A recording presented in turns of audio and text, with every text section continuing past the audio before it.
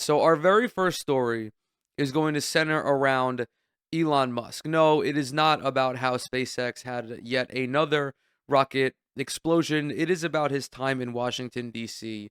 coming to an end, and also with Elon being upset with Trump's big, beautiful bill. It is the biggest, it is the girthiest, it is the juiciest, it is the most beautiful bill that has ever passed within the halls of Congress.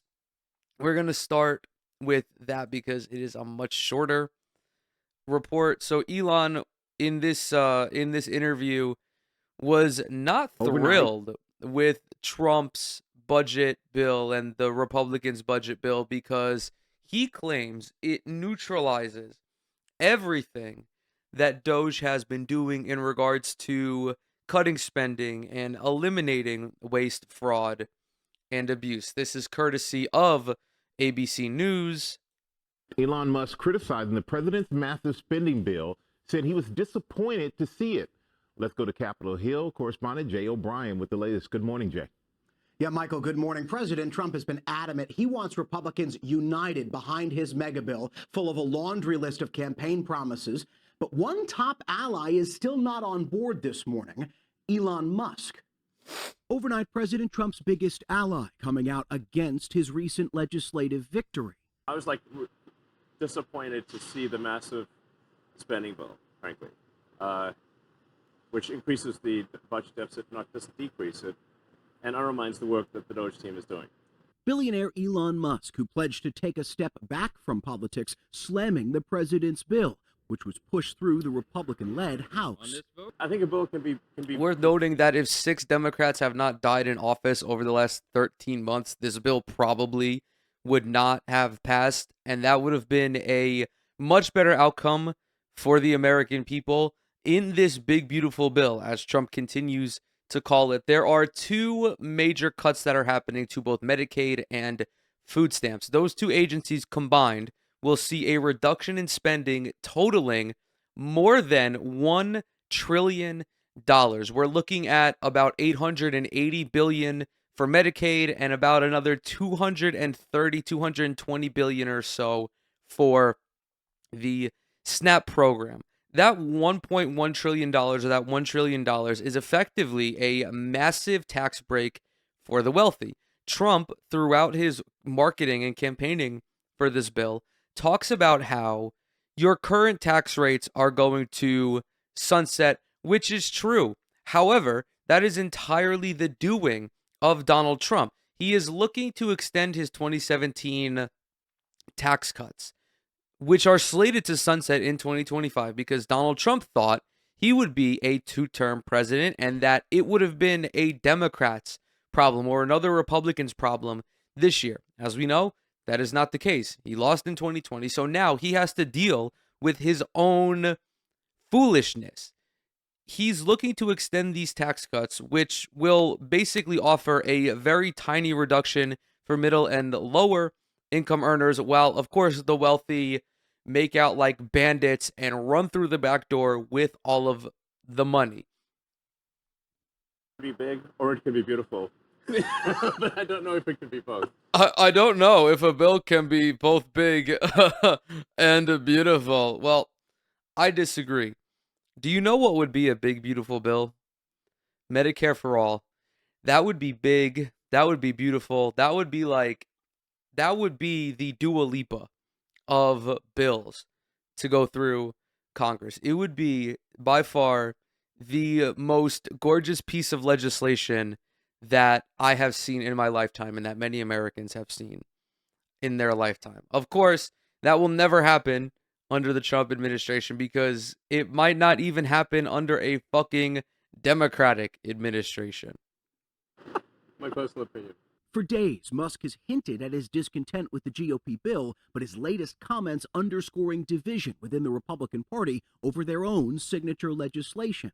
The massive budget bill includes billions to renew construction of the border wall, along with billions more for defense spending and an extension of Trump's 2017 tax cuts, which government estimates find will increase the deficit by nearly $4 trillion over 10 years. But the bill also makes significant cuts, slashing SNAP food assistance and making changes to Medicaid that could lead to more than 8 million Americans losing their insurance, according to early estimates. Those estimates range, maybe I'm wrong on this, but it might range anywhere from like 8 to 10 million people. There is a large portion of the country that is going to get fucked over royally by this. Mike Johnson tries to spin it as just tightening the requirements for Medicaid so that people who receive benefits are the ones who actually are supposed to be receiving them. He's targeting young men who aren't working, unemployed. He's targeting unemployed young men. He is trying to paint people like that as lazy, as gamers who don't want to go out and get a job, how Medicaid is only supposed to be for like single mothers, disabled people, folks who don't make enough money to qualify for actual insurance. The reality is that just because someone is unemployed doesn't mean that they're choosing not to find work. If you're unemployed, looking for a professional job that does offer health insurance, chances are you're not going to find that job. Chances are you're going to have to burn through 250, 300, 400 applications before you even get a goddamn interview. There are not enough professional jobs for the workforce, and there are likely going to be less with the rise in AI over the next couple of years. So what do?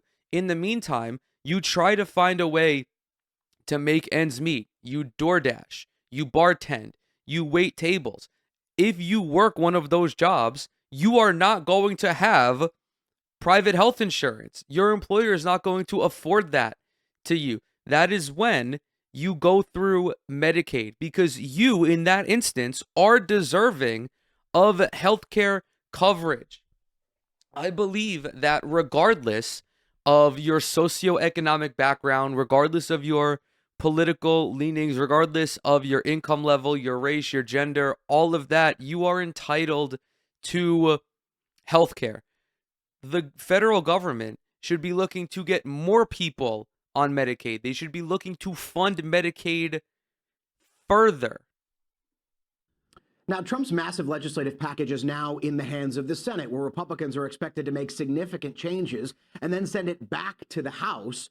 So the GOP infighting over this bill is far from over, Robin. There are at least 3 Republicans in the Senate who are not going to vote for this bill.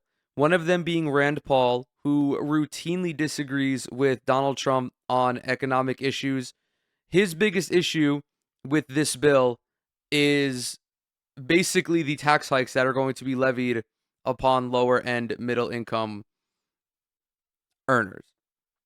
The two other Republicans, their names escape me right now, but this bill does not have a very solid chance of making it through the House. However, I want to refocus this conversation on Elon Musk. His disapproval of this bill is fucking stupid. Like, his justification is dumb. He claims that this undermines everything that DOGE has been doing over the last couple of months in regards to their savings, and all of that is just bullshit, because DOGE hasn't fucking done anything to the degree that it thinks it does. Now, in the aftermath of this, shortly after this news dropped, actually, like the following day, it was reported that Elon is leaving Washington, D.C. Now, as much as we should throw a party for this big fucking dumbass removing himself from federal politics, it is not because of Trump's displeasure with him. It is not because a senior cabinet official told him to get the fuck out. It's because Elon's designation as a special government employee ran out. We knew this the day of Elon being appointed to lead this committee. as a special government employee, I believe he's only entitled to like 4 months worth of time in Washington, D.C. So he was going to be out. He was going to be out at some point. However, if you recall, and we've talked about this on this show previously, there have been instances where Trump and people within Trump's cabinet have grown quite annoyed with Elon Musk, literally annoyed. Like they just think that he is an irritant. He is a nuisance. He's unfunny. He's cringe. More importantly, though, he's bad for your political prospects. He has grown incredibly unpopular over the last 6-7 years, and that has expedited since he came to Washington, D.C. and attempted to root out all of this so-called waste, fraud, and abuse. So this article is courtesy of The Guardian and talks specifically about Elon's departure from DOGE and from the federal government. Elon Musk announces exit from U.S. government role after breaking with Trump on tax bill. Elon has announced on social media that he is leaving his role within the Trump administration. A departure the White House confirmed was in process on Wednesday evening.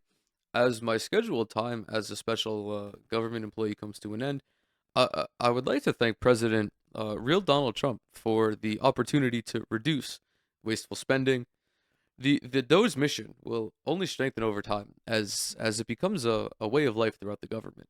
He said, referring to his Department of Government efficiency. A White House official told Reuters it was accurate Musk is leaving the administration and his, quote, offboarding will begin tonight. The departure of a man who once appointed himself Trump's first buddy was quick and unceremonious. Musk did not have a formal conversation with Trump before announcing he was leaving the administration, according to a source with knowledge of the matter, who added that his exit was decided, quote, at the senior staff level. Once Donald Trump has his, once he has sucked all of the blood out of you, once he has squeezed all that he can from your friendship, he's just done with you. I don't think that he really enjoys being around Elon anymore. In the beginning, the honeymoon phase, I think that Trump really did like being so close to someone with so much money and so close to someone who literally bought the election for him. Let's not forget, Elon spent anywhere from $200 to $270 million on President Trump's campaign. He also spent $44 billion on Twitter to turn that into a right-wing cesspool. But since then, as I mentioned, Elon's favorability has tanked considerably. And it's because people have caught on to what DOGE is doing. DOGE is not rooting out waste, fraud, and abuse. They are ruining the lives of tens of thousands, I would say even perhaps hundreds of thousands of government employees by firing them unjustly, leaving them with no income, no benefits, no safety net at a time of incredible economic uncertainty. This isn't just exclusive to people within the FAA or the FDA. Elon targeted veterans specifically and treated them exceptionally poorly, removing loans that they got through the VA to start businesses, just cutting the VA in general, which prevents veterans from not only prevent veterans from not only getting physical health care, but mental health care as well. We've seen numerous stories about veterans no longer being able to get the psychological help that they need. Overall, these stories of the ruthless treatment of working class individuals does not sit well with other working class individuals. It further highlights like the cog in the machine aspect of capitalism that so many people already justifiably hate. Musk, the world's richest person, has defended his role as an unelected official who was granted unprecedented authority by Trump to dismantle parts of the U.S. government. His 130-day mandate as a special government employee in the Trump administration was set to expire at about May 30th. Both Musk and the administration have said DOGE's efforts to restructure and shrink the federal government will continue. Musk has been signaling his departure from Washington and his commitment to return to his business ventures all week. He sharply criticized Trump's spending plan and expressed frustration with the response to the efforts of his signature Department of Government efficiency. He criticized the president's marquee tax bill, calling it too expensive and a measure that would undermine his work to make the government more efficient. Quote, the federal bureaucracy situation is much worse than I realized, Musk told WAPO on Tuesday. I thought there were problems, but it was an uphill battle trying to improve things in D.C., to say the least.